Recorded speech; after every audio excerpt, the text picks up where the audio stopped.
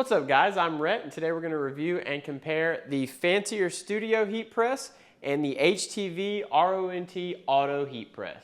We're going to start off looking at the Fancierstudio heat press. This is a 15 by 15 inch heat press. Look here at the user interface. It is digital and it's very, very simple. It's hard to get more simple than this. It has a temp and a time button, and then it gives you the up and down arrows to either increase temperature or decrease temperature. And then the same thing with time. You can either increase the time or decrease the time.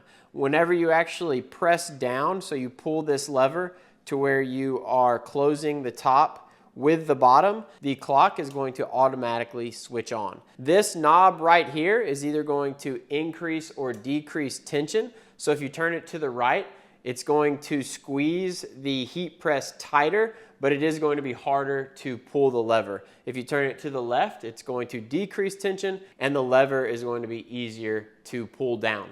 Now we're looking at the HTVRONT auto heat press, and this one is also a 15 by 15 inch heat press, but you will see that the platform on this one slides out to where you're able to load your shirt on and then slide it back in order to iron. It does have a few different settings, so a few more buttons than the one we just looked at. The preloaded modes, so it has 1, 2, 3, 4 preloaded modes. This one is the custom modes, and you can have up to 2 custom modes. And then to switch the temperature or the time on this, you would click the temperature button and either increase or decrease, and then you would click the clock button for time and either increase or decrease.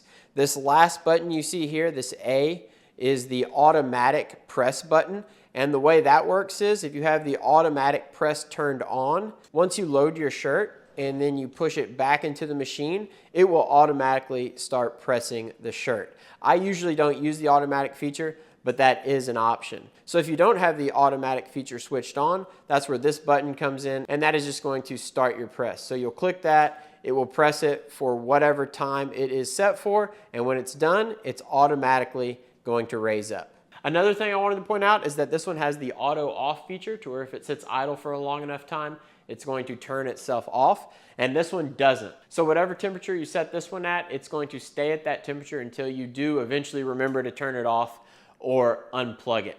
As far as comparing using the 2 different heat presses, I think this one is going to give you more tension in your press because you can actually adjust that with this knob. This one, you cannot adjust tension. So whatever tension that it's set at automatically, that's the same tension that you're gonna get every single time.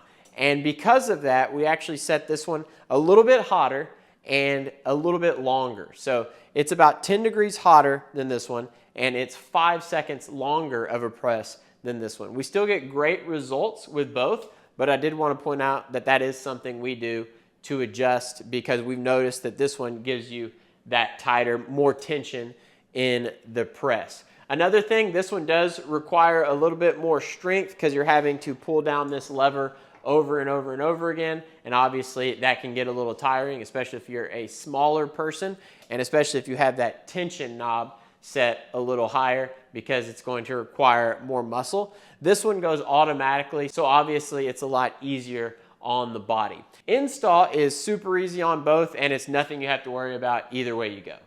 All right, now I'm going to show you both presses in action, and I've just got 2 Halloween themed shirts that we are going to press today. We're going to start out with the auto press, and then we'll do the Fancierstudio press. The way these work, these are on direct to film prints, DTF prints. So you're going to press them once, and then you're going to let it sit for a little bit, then peel that film off, and then put it back on the press, and then you're going to lay this over it, and then you are going to give it its final press. So each one of these shirts is going to get 2 presses on each machine.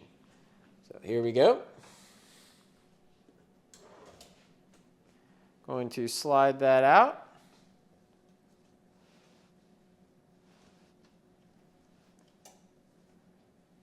Make sure that you have the material nice and stretched here to where you're not going to get any wrinkles in the shirt. And then go ahead and let it press.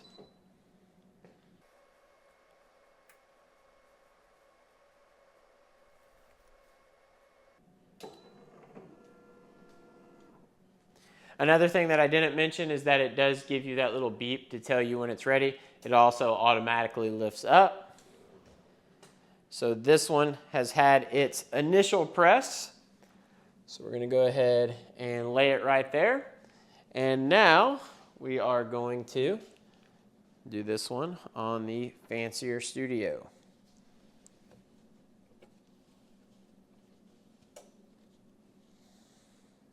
So the Fancierstudio, you're obviously having to load directly underneath the iron that's heating up right here. So there is more of a chance that you're going to accidentally burn yourself.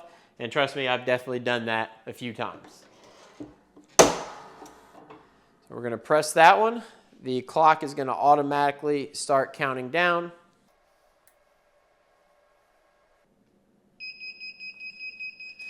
All right, and then this one is going to beep until you eventually pull this up because it's still applying that heat to the design. So we pulled that one up.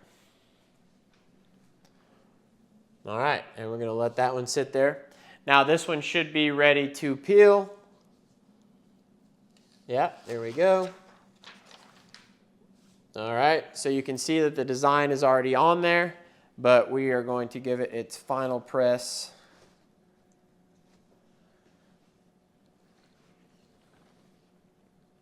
Place that over it, and then click the button.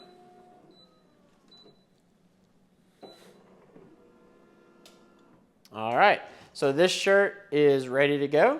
You take that film off.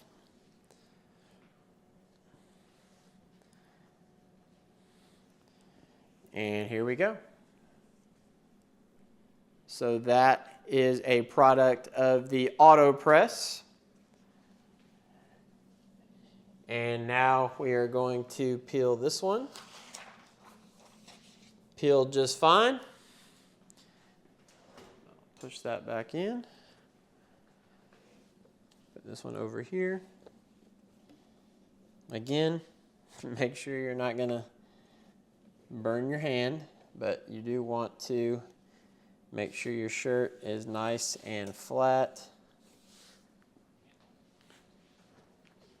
And put this here.